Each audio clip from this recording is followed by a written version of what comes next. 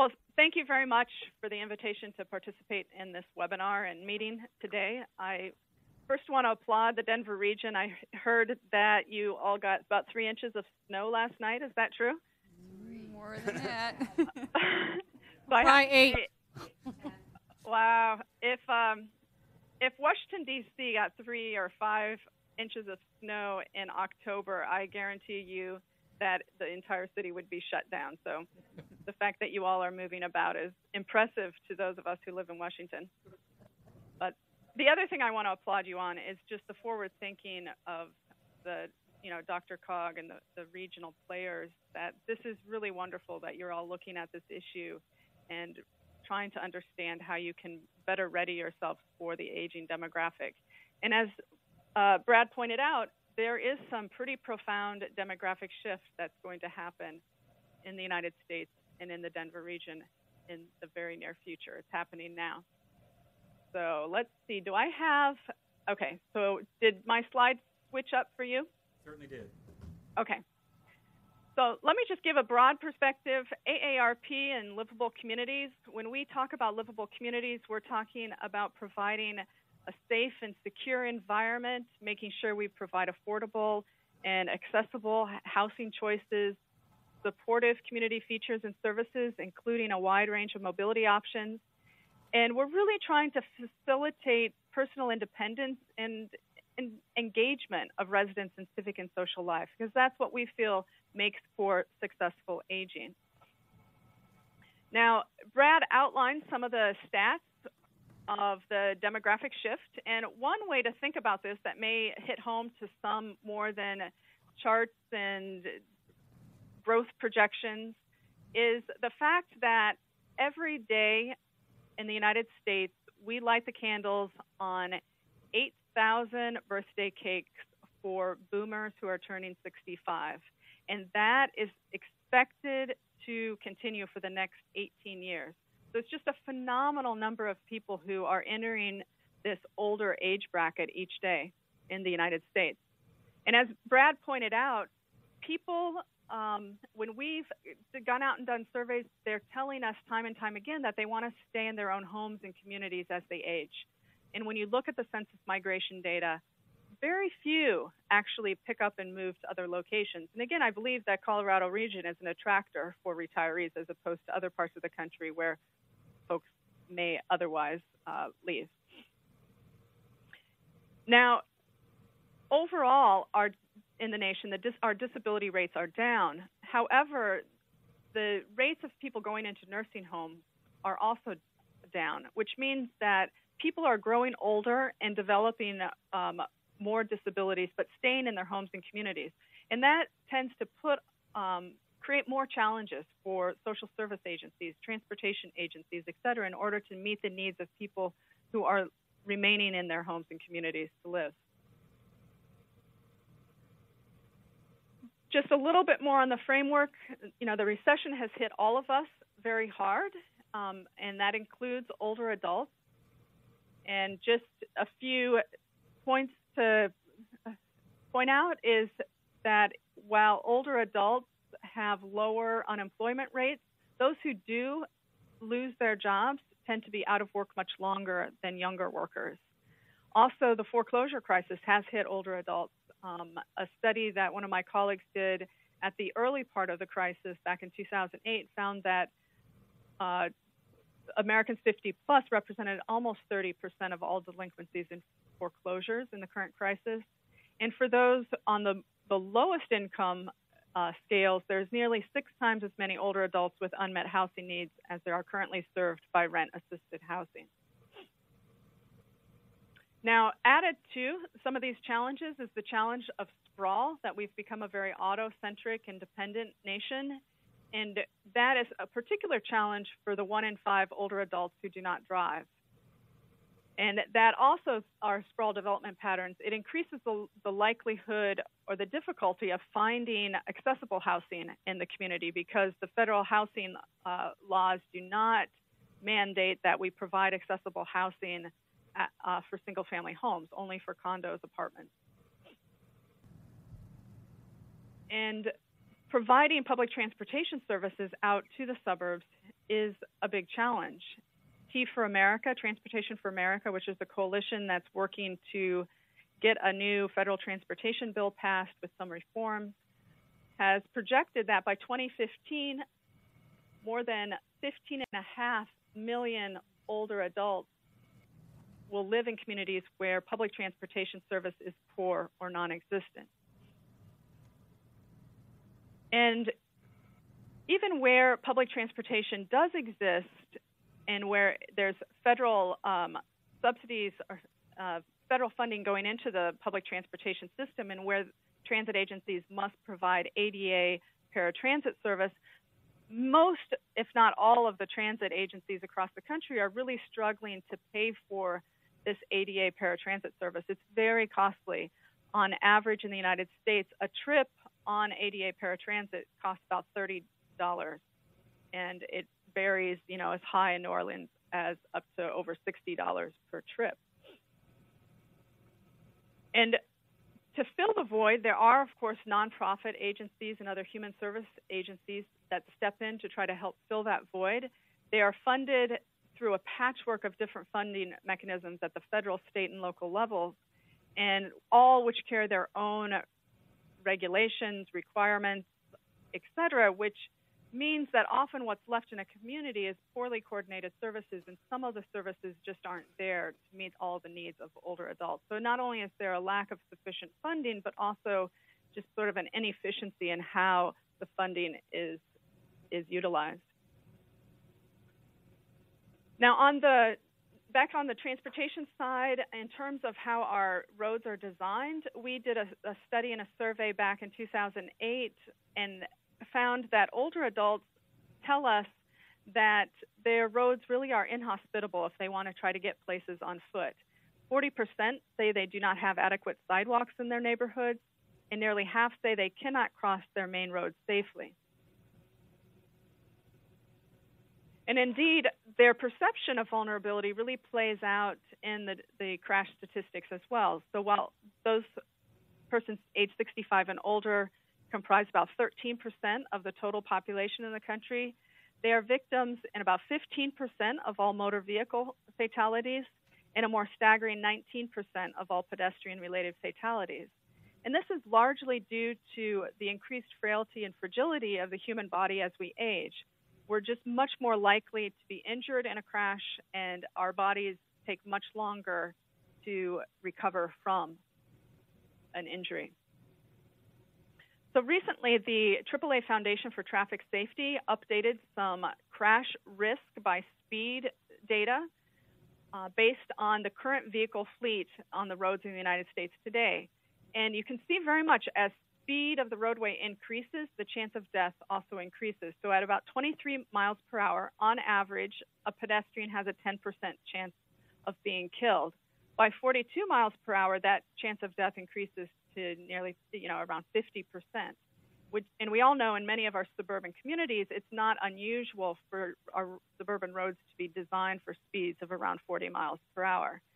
And again, the risk of death and injury for older adults is much greater than it is for younger. So if someone 70 years old is struck by a vehicle traveling at 25 miles per hour, their risk is similar to that for a 30-year-old pedestrian being struck by 35 miles per hour.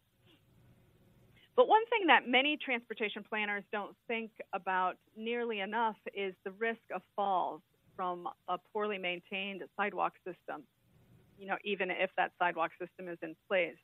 And fall-related deaths and hospitalizations are actually more than double those for motor vehicle injuries for those 65 and older. They cost the U.S.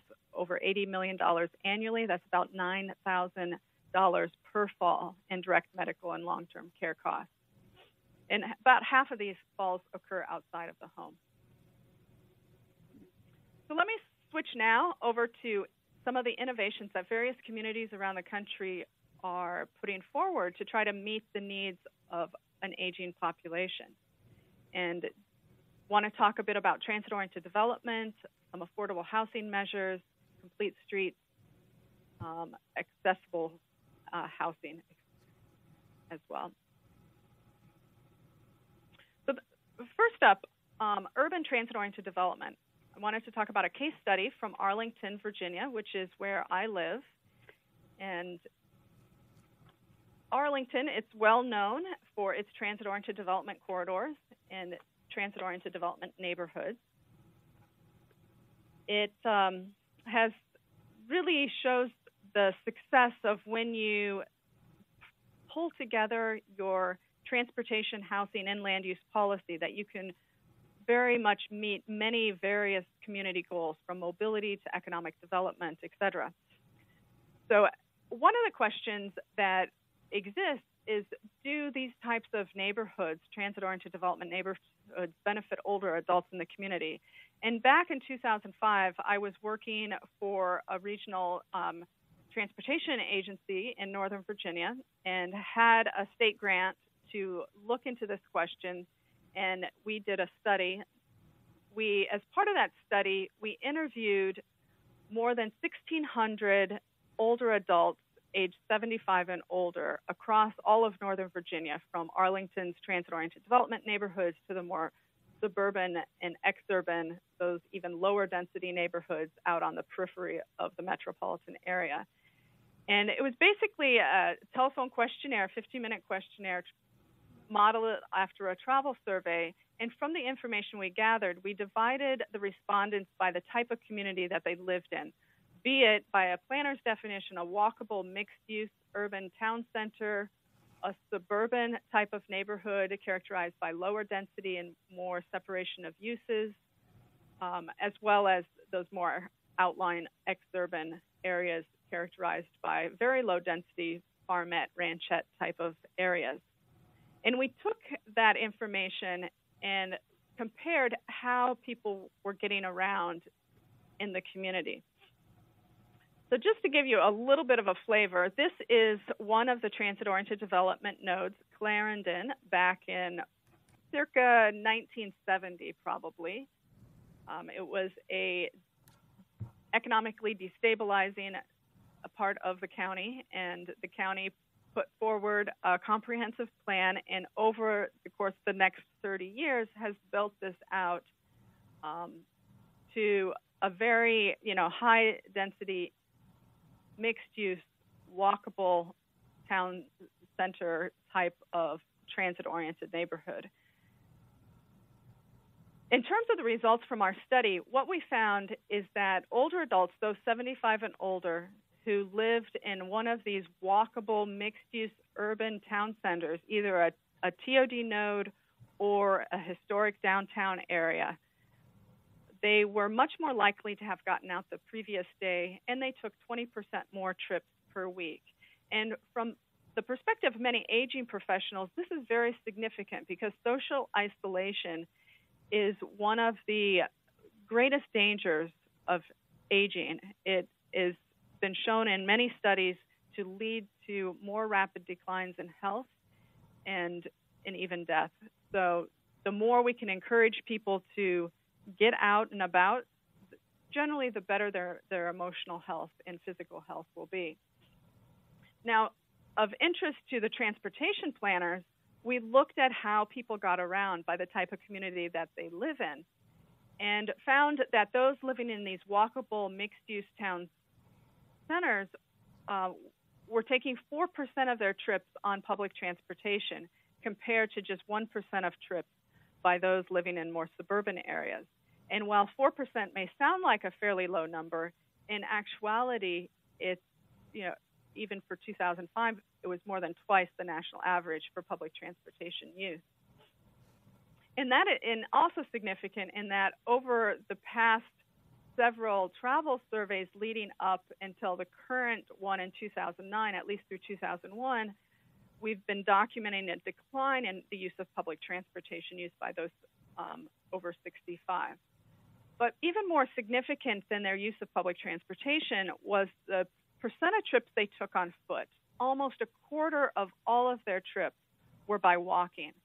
And really, one of our focus groups exemplifies this very well.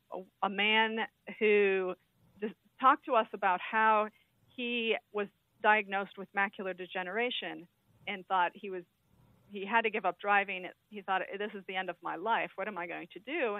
his daughter helped him move to Arlington to one of these transit nodes, and he said, you know, now I can walk to the grocery stores, the public library. I have a bus stop outside my home. I'm 3 blocks from the metro station. I can walk to the park, to the swimming pool, to my bank. There's just unlimited number of things within his community that he could get to on foot. And so he really did not find that his mobility was compromised. So also, with people living in these walkable mixed-use areas, they were much less likely to travel by car, much less likely to drive themselves places.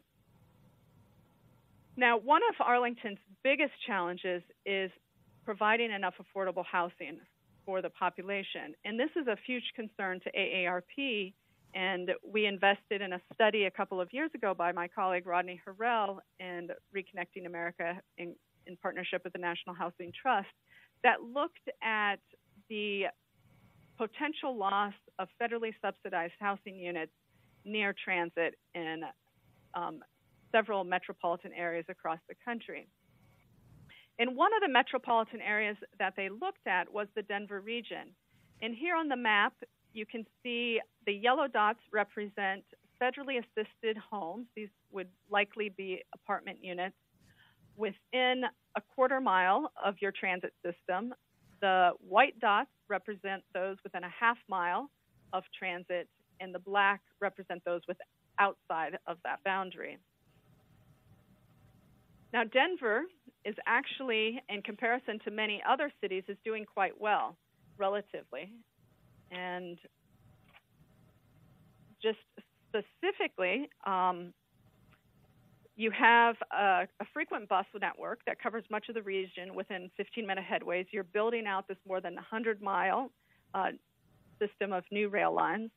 And today, or at least in, I believe, 2009 is the data that they had, 75% of your federally subsidized housing units were within that half-mile radius of public transportation. And only 45% were expected to expire at the end of 2014.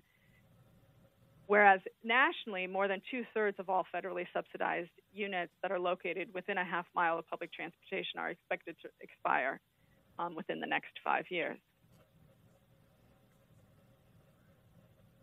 Now, many people think of transit-oriented development just being good for the big urban areas, cities.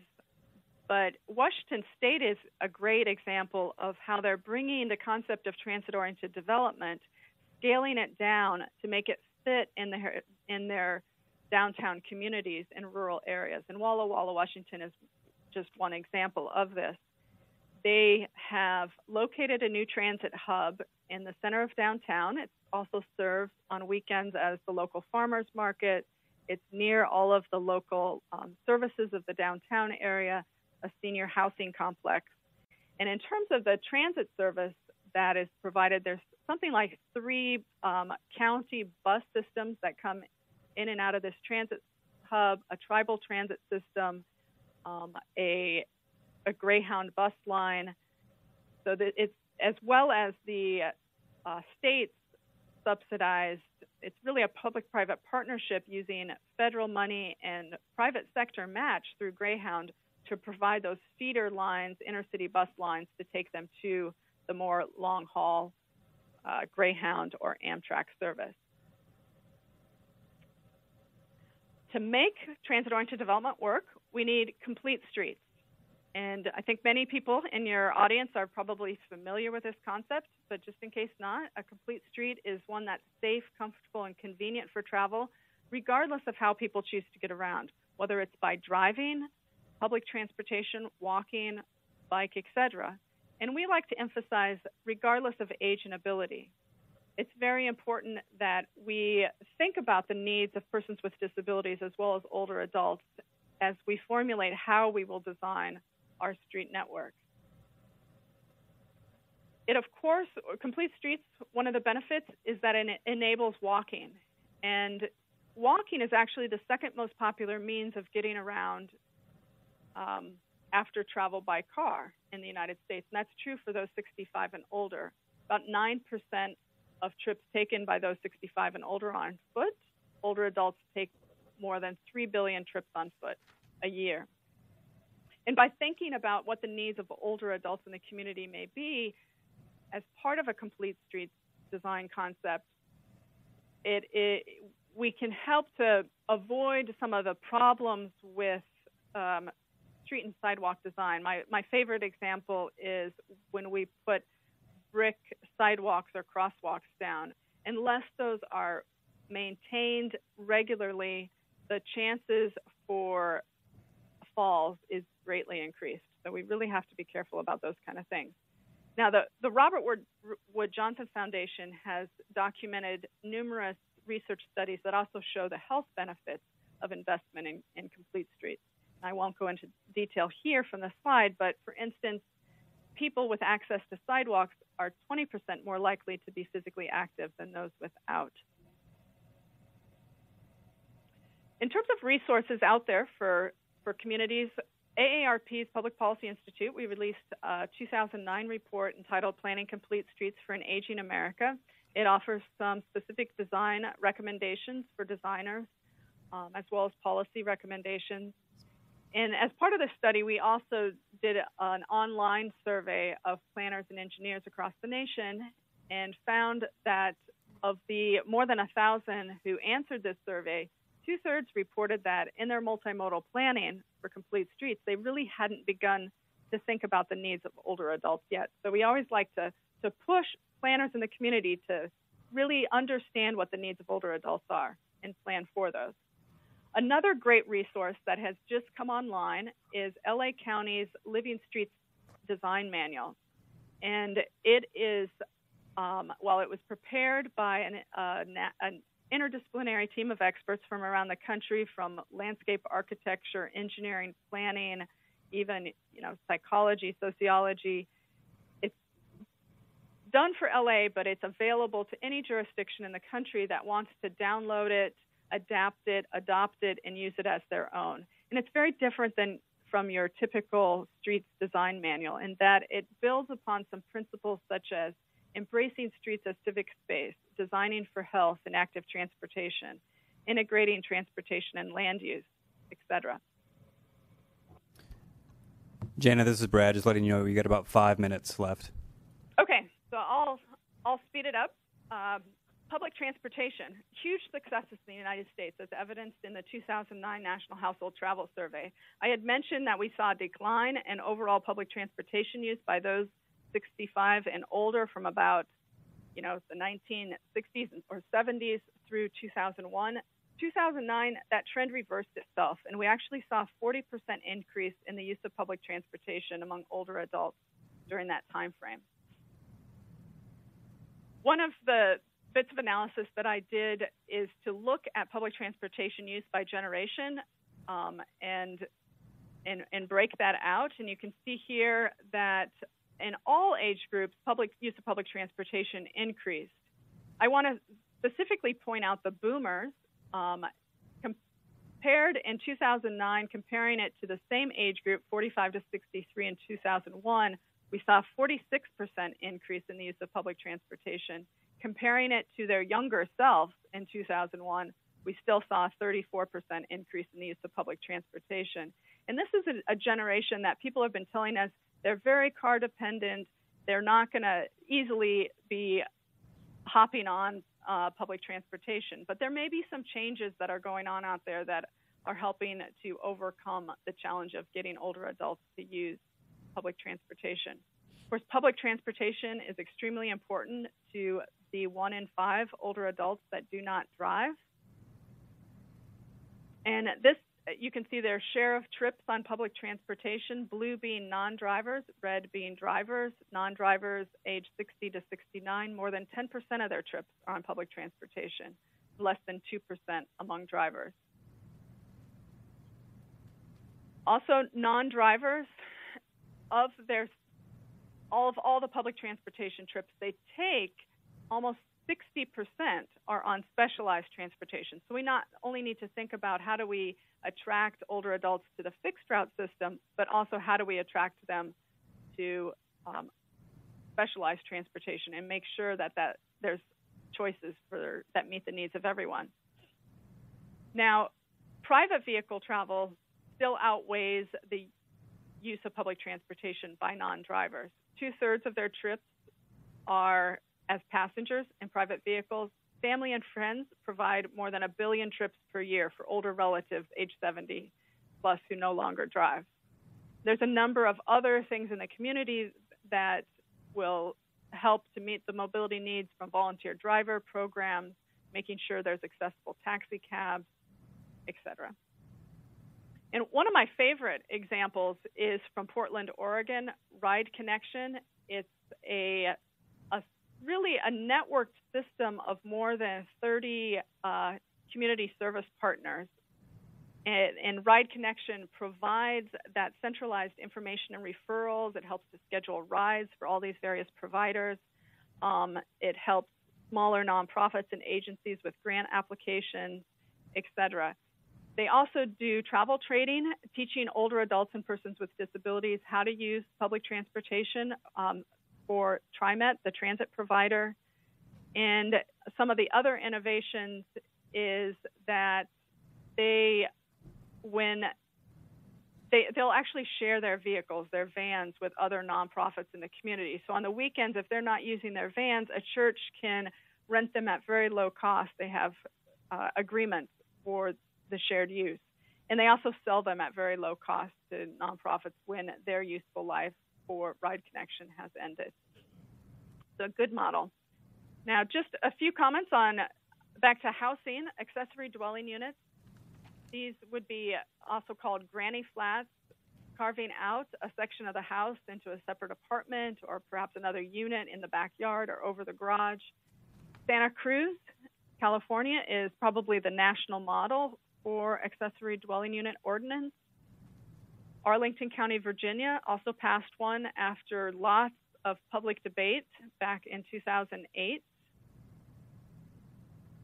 And on the side of accessible housing, we did a paper on what's termed visitability back in 2008. And visitability, it basically is a streamlined version of universal design, which focuses on 3 features that are the most basic of ensuring that your home is accessible: a stepless entrance, accessible circulation, wide enough doorways, etc., hallways on the main level, as well as at least a half bath on the main level. And AARP has developed a model ordinance that adds 3 additional features: accessible kitchen, sort of your lighting controls within reach of someone in a wheelchair, etc. So visitability, it can be designed into any context: urban, townhouse, or more of your suburban single-family home. It does not have to be a ramp through a door. And there are a number of various communities across the country. Those with mandatory ordinances tend to produce the most visitable homes. This is just an example of different programs around the country, from Bolingbrook, Illinois to Austin, Texas. And features of universal design.